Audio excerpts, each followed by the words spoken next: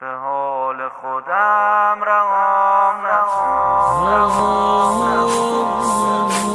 به حال خودم رهام نکن.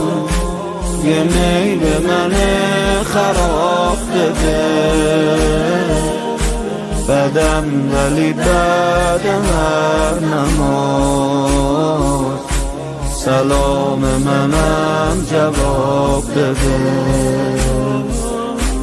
پناه منی امام حسین،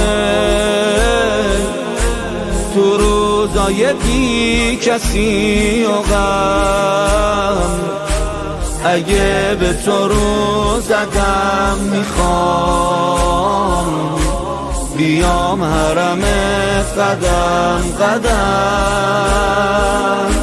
چی میشه که فاصلم باد یه قدم باشه، چی میشه تو این خوبا یه دونه بدم باشه.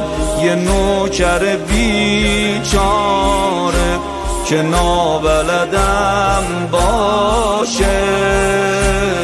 یا حسین حلالم کن، نوکری بلد نیستم، من بدی زیاد کردم اما آقا بد نیستم.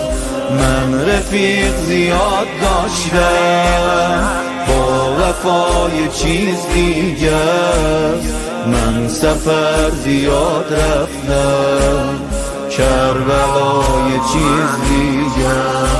جوونی محاضرم بدم برای یه ساعت حرم، وضو میگیرم به یادمون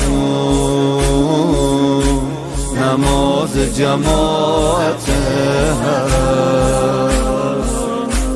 قدیمی ترین رفیق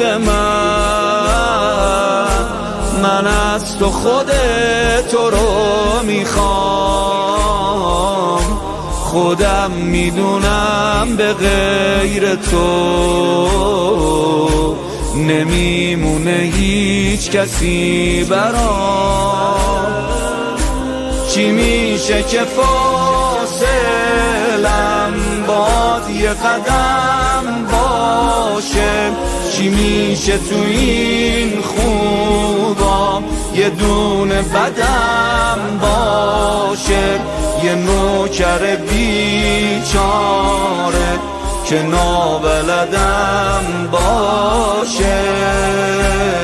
یا حسین حلالم